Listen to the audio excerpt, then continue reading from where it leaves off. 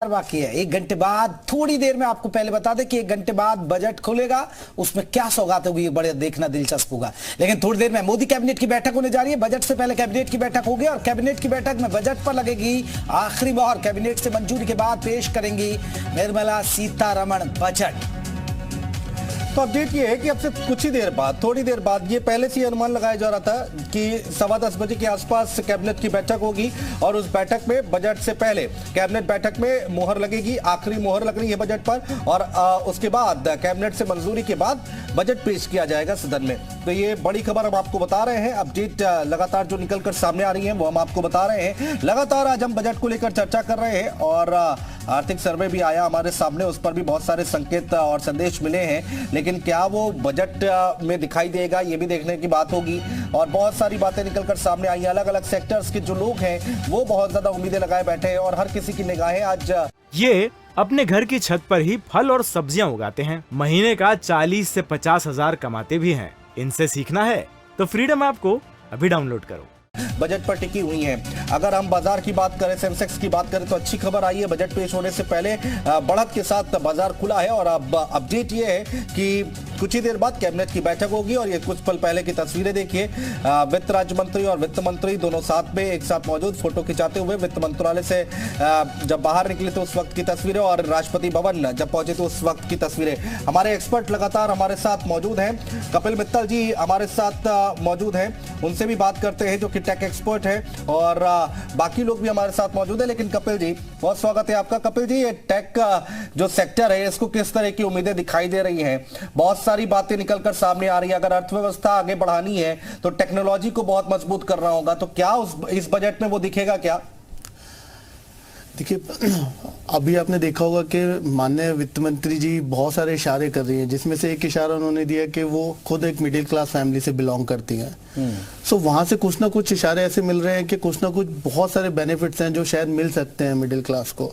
लेकिन समस्या कहाँ पर है? समस्या ये है कि सरकार के पास बांटने के लिए जो पैसा है वो बहुत कम है। अच्छा, हमारा जो वित्तीय घाटा है वो बढ़ता जा रहा है।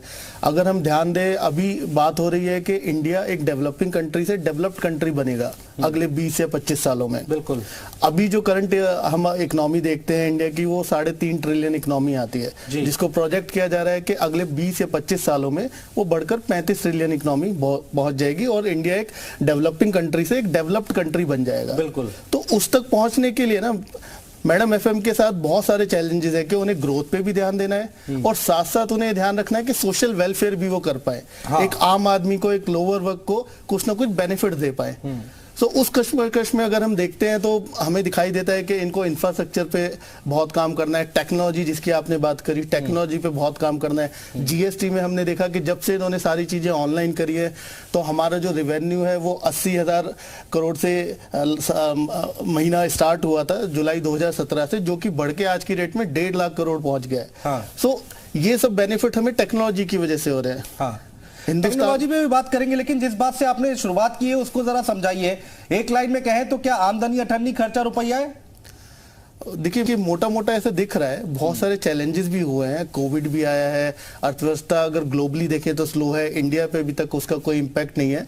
कहीं ना कहीं वो चैलेंजेस हैं, लेकिन फिर भी इंडिया बहुत अच्छा कर रहा है। अभी तक हम अगर इस साल की बात करें, इस साल में जो हमारे टारगेट्स थे, जो हमारे डायरेक्ट टैक्स के टारगेट्स थे, उससे हम ऑलरेडी क्रॉस कर चुके हैं। हम एक्सपेक्ट कर रहे हैं कि हम 3-4 लाख करोड़ ज्यादा ही रेवेन्यू करेंगे जो हमने प्रोजेक्ट किया था लास्ट ईयर। हाँ, मैं इसी पर आ रहा था कि देखिए मंदी क्या दबाव बहुत ज्यादा है, रिसेशन का दबाव बहुत ज्यादा है पूरी दुनिया में और ऐसे में भारत अच्छा कर रहा है और जो आर्थिक सर्वे आया है उसमें 6.8 के अराउंड हम आकलन कर रहे हैं। देखिए है क्या, अगर आप देखेंगे जब भी ग्लोबल रिसेशन आता है तो सभी कंट्रियां भारत की तरफ देखती है और भारत को बहुत सारा बिजनेस। अब मैं रोकना चाहूंगा आपको, जरा देखिए। ये अपने घर की छत पर ही फल और सब्जियां उगाते हैं। महीने का 40 से 50 हजार कमाते भी हैं। इनसे सीखना है तो फ्रीडम ऐप को अभी डाउनलोड करो।